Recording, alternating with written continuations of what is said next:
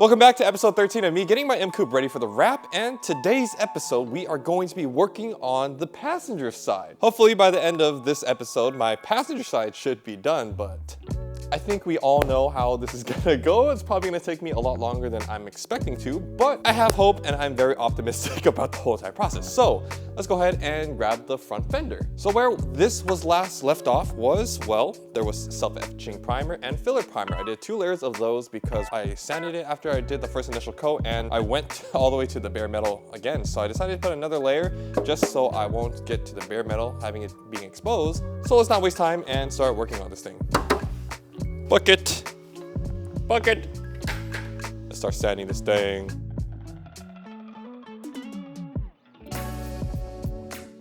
Alright, so now it's time for me to wait for the front fender to dry. In the meantime, I'm going to be masking up all the areas I don't want primer to get on for all the A-pillar, rear quarter panel, door, etc. Also, instead of using this really thick sheet like this, that's kind of like for camping, I got this really thin plastic piece that I feel like would be a lot easier to maneuver. So I'm hoping this helps me out with masking by a ton. Oh, bro, it comes pre-taped, bro?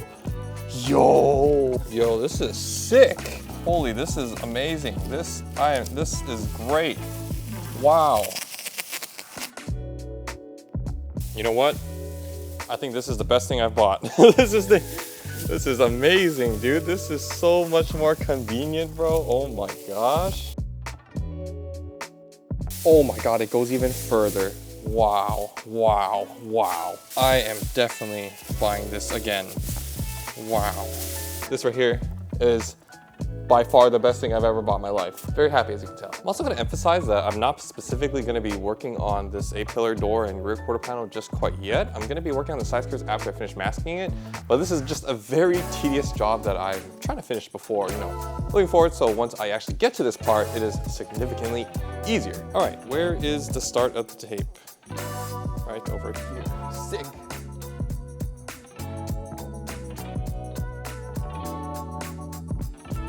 Alright, so as you can tell, I finished masking some areas. Well, you can't really tell I covered it, but I've been experiencing kind of like a real mild to medium headache. I'm not too sure why, I'm not feeling too well. So with that being said, I'm going to go home and get some rest. I'm going to clap now. It's going to continue on to the next couple days.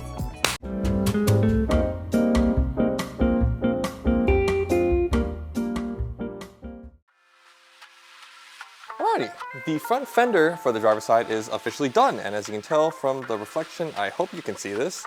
It is extremely smooth and, well, it's good enough for the wrap. So let's go ahead and move to the side skirts. For you guys to get a better visual representation, I will go ahead and zoom in. If this isn't close enough, I'm gonna zoom in again. These are all of the rock chips, and as you can see from the rock chips, there is a little bit of surface rust on top of some of the rock chips here. So my goal is going to be to clear off all the paint, all the way down to the bare metal, remove the surface rust, and then afterwards I can start primering it. Okay, so the side skirt is pretty much done being sanded. I got all the rust spots off and the rock chips off. So now there's this portion over here, which is kind of bent up. I'm not exactly sure how this happened, but I'm gonna try to bend it back, and then afterwards I can put on self-etching primer, the filler primer, and then I can resume on another day.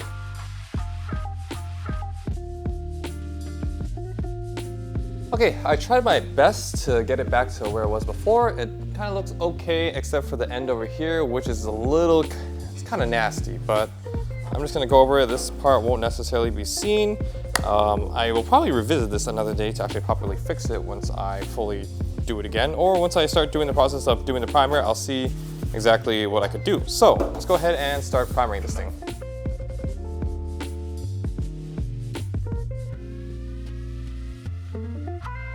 Alright, so now it's time to wait for the side skirt to dry, and when I clap now, it's going to fast forward to a couple days.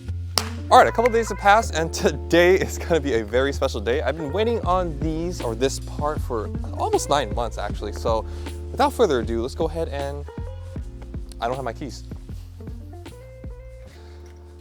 Without further ado, here are the new wheels for the clown shoe.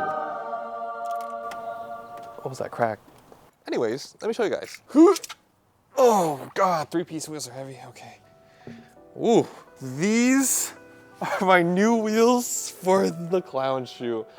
I am so excited to actually put these on. I'm gonna be test fitting these today to see if these actually fit. And I'm probably gonna measure to see what kind of spacers I need to buy. So Move them in.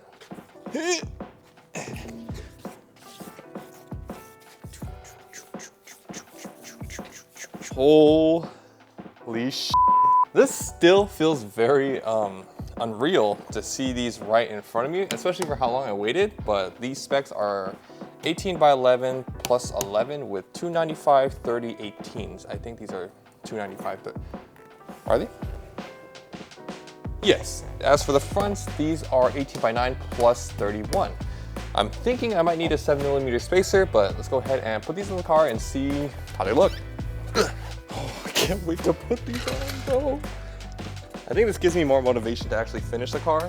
I think once I see how it looks, I'll be a little bit more happy. Oh, I need to release the things. I should be using a breaker bar to remove these. Actually, no, I do have a breaker bar.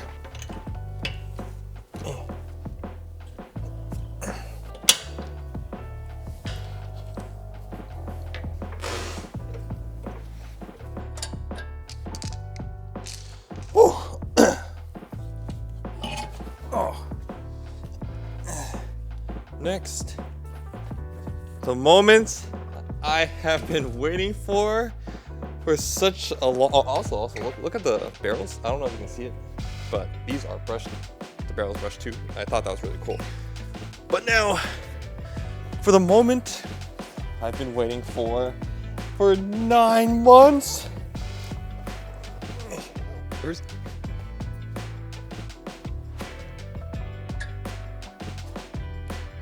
if this will clear, will it clear? Holy shit.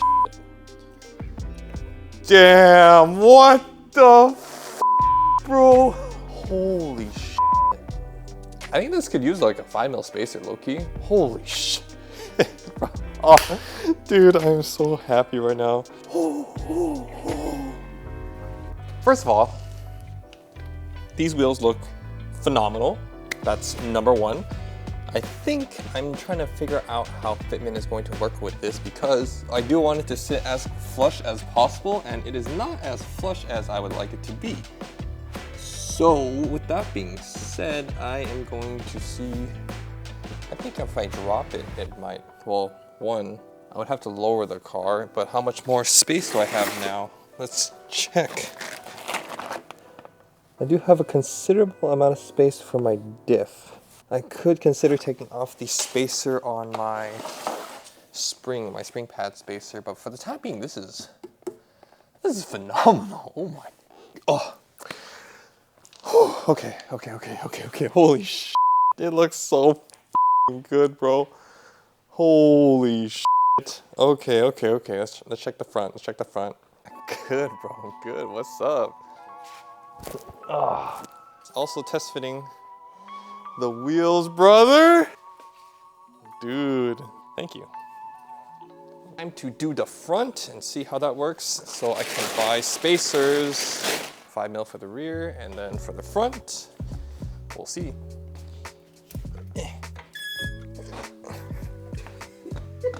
How tight did no, stop. No. How tight did you do this? You got it.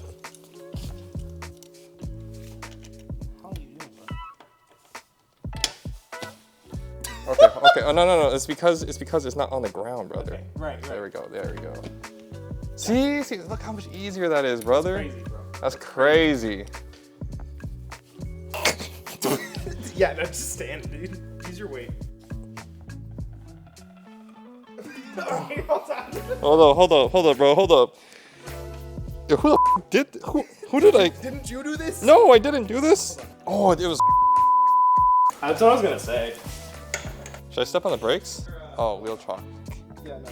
Oh my god! Nah, yeah, that's wrong.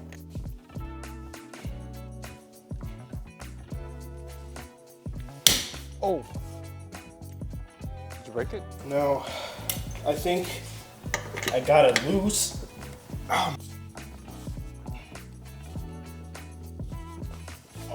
my god. Yeah, whoever worked on this was kind of stupid. Same tech that worked on your camber, apparently. Yeah. Nah, dude, they literally just sat there for 5 seconds and just yeah, what the f?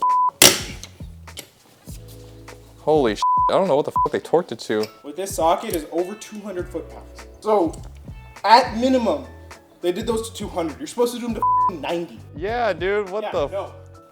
Like 90, 100, like that's on the high end. Usually it's like 80, 90. That's okay. I'm such a good friend. Thank you, Harmon. Was the back like this? No. Okay, that felt like 180 because I didn't have to jump on it. Yes. Okay, so this is what we're currently dealing with. The previous shop that I took it to by the name of and decided to torque my wheels down to, I'd say at a minimum, at least 200 foot-pounds of torque. We had a very hard time taking off the wheel. So with that being said, Harmon is currently in the back cleaning off all these studs before we test fit where the front wheel is. So once that's done, we're gonna try putting it on and see how it looks. I'm guessing I need a 7mm spacer for the fronts.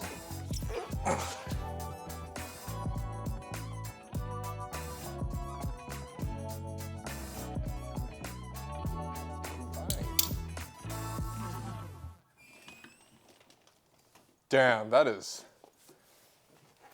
close. So right now it's a little off. Wait, hold on.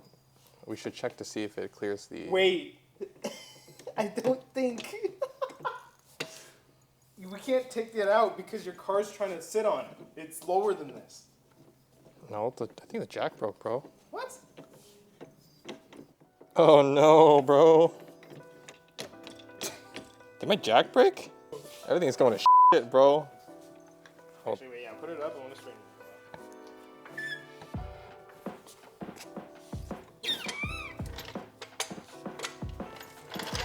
it. Damn, that is some tight ass fitment, brother.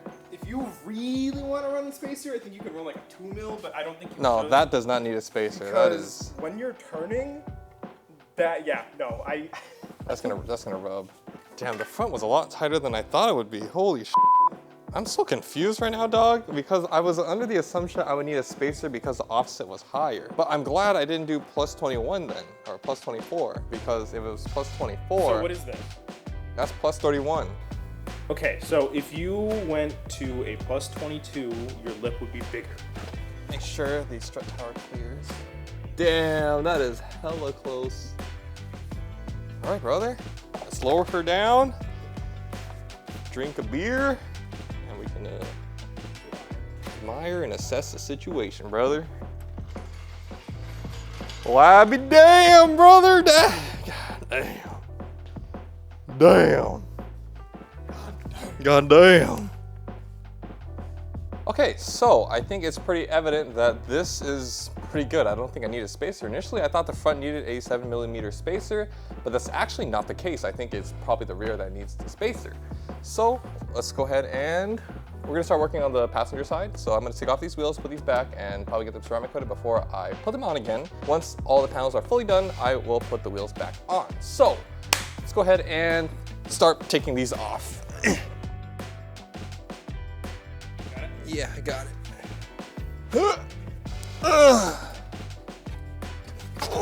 Oh my fucking god. Yeah?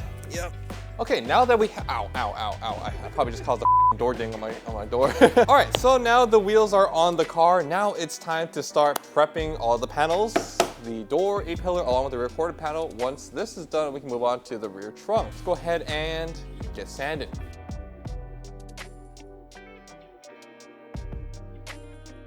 Oh, all right, so the whole entire passenger side of the car, as you can see over here, has been sanded down. So all of the rock chips, all the surface rust spots have been eliminated. So now it's time to put on self-etching primer, filler primer, and we can let this dry and start another day. So let's go ahead and wipe this off and we can get spraying.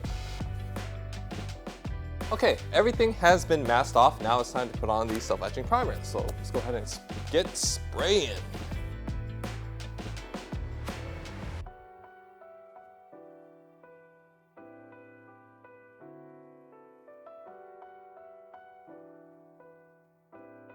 All right, So now the passenger side is just about done. As you can tell, there's primer on the A-pillar, door, and rear quarter panel. After this dries, I'm going to sand it down and add the final layer of automotive primer. After that, sand that, and it should be good to go. Then I can actually move on to my rear bumper and my trunk, and then the top part above the trunk, and then after that, the wing, and then the mid-wing, and then the lip. And after that, everything is done and primered, so I can actually move on to starting the wrap. So I'm gonna clap now, and it's gonna fast forward to the next day.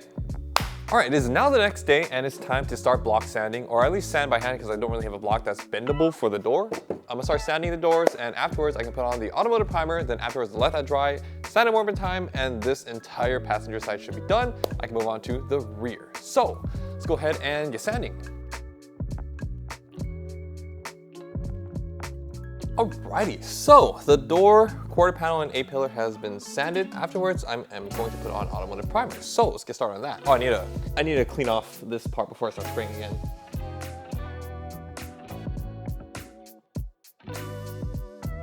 Alright, so I just finished patching up all the areas where I went to bare metal with self-adhering primer and filler primer. Now I'm going to add on the automotive primer, and this will be the last coat. And afterwards, once I sand it, make sure that everything is leveled within the whole entire panel.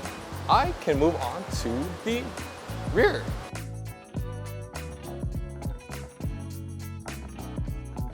All right, so while we wait for that to dry, let's go ahead and work on the side skirt.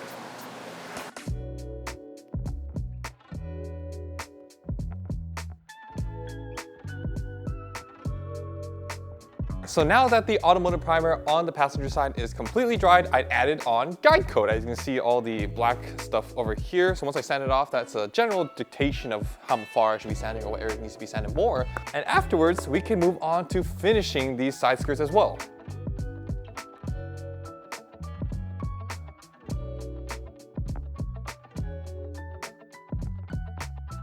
Yeah, the passenger side is officially done. Now I'm gonna clap now, it's gonna fast forward. All right, so a couple days have passed, and now it's time for me to finish off this side skirt. And after this is done, I think I'm gonna close the episode, and I'll continue on to the rear the next episode. So let's get cracking.